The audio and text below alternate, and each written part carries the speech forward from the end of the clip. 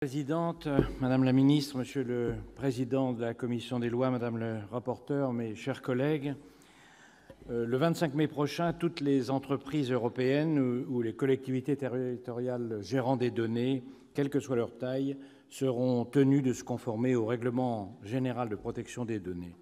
Cette règle européenne, annoncée en 2012 et réalisée depuis 2016, doit nous permettre de nous prémunir des dangers d'une gestion abusive des données. Il faut dire que l'actualité des dernières semaines nous a invités à la plus grande prudence. Mon prédécesseur a évoqué à l'instant la vidéo de YouTube sur le site du ministère de l'Économie et des Finances.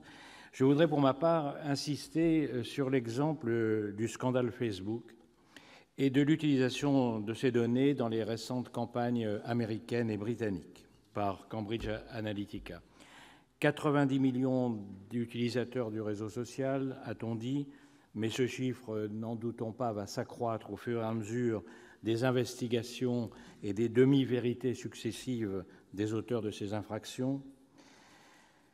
En début de semaine, l'entreprise a dû reconnaître avoir organisé plusieurs rencontres avec les représentants du parti europhobe UKIP et de l'organisation Leave EU, deux initiatives pro-Brexit. C'est une atteinte profonde à la démocratie, comme ce qui s'est passé d'ailleurs aux États-Unis un an plus tôt.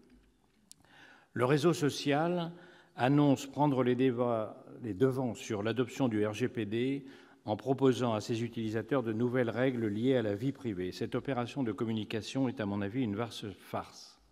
S'il suffit d'un clic pour accepter les nouvelles fonctionnalités, il faut 3 ou 4 clics successifs sur la case « Non » pour les refuser et faire accepter son choix. Un parcours du combattant pour la plupart des usagers, et par conséquent, ils ne le font pas. Facebook demande aujourd'hui à ses utilisateurs de lui laisser accéder à des données sur l'orientation sexuelle, la religion ou encore l'affiliation politique. Retirez tout ce que vous ne voulez pas partager, nous prévient le réseau social, ce qui signifie bien entendu que l'accord est donné par défaut. Ensuite, Facebook invite à accepter une option de reconnaissance faciale sous le prétexte que ce nouvel outil permettra de mieux vous protéger contre un piratage ou une utilisation illégale de vos photos sur le réseau social. Le problème est que l'offre relève du tout ou rien. Soit vous acceptez et vous offrez gratuitement une empreinte de votre visage à Facebook, soit vous refusez à la force de plusieurs clics et à la lecture d'une page lénifiante sur les bienfaits de cette fonction, mais vous bloquez alors d'autres fonctionnalités utiles et par conséquent, bien entendu, là aussi, vous ne le faites pas dans la plupart des cas. Tout cela, bien sûr, sans parler de la question de la publicité ciblée, sujet sur lequel, lors de son audition devant le Congrès américain, le vice-président de Facebook, Rob Sherman, a benoîtement répondu « Les gens ont le choix de ne pas être sur Facebook ». On pourrait écrire un livre entier, des livres entiers sur cette phrase. Faut-il pour autant vivre dans la peur permanente? Je ne le pense pas. Le RGPD dote notre pays des outils nécessaires pour protéger les droits numériques de nos concitoyens, droit de récupération de ces données, droit à l'effacement de ces mêmes données, nouvelles protections pour le traitement d'informations concernant les mineurs de moins de 16 ans et mise en place d'une amende administrative pour les contrevenants pouvant grimper jusqu'à 4% de leur chiffre d'affaires mondial. Pour exercer ces nouveaux droits, le citoyen français pourra se tourner vers la Commission nationale de l'informatique et des libertés.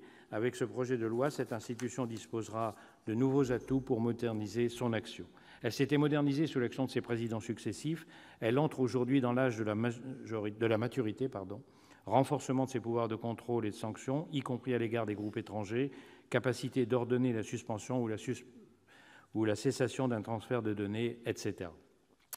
C'est cette même institution qu'un de nos anciens collègues, Alex Türk, a longtemps présidée, qui nous avertissait sur l'urgence de nous protéger.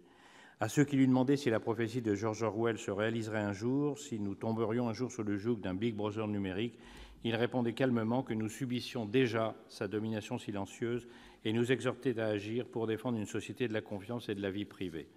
Pour créer une telle société, il faut consacrer le droit de chaque citoyen à choisir. Le destin de l'amendement Qwant, destiné à supprimer Google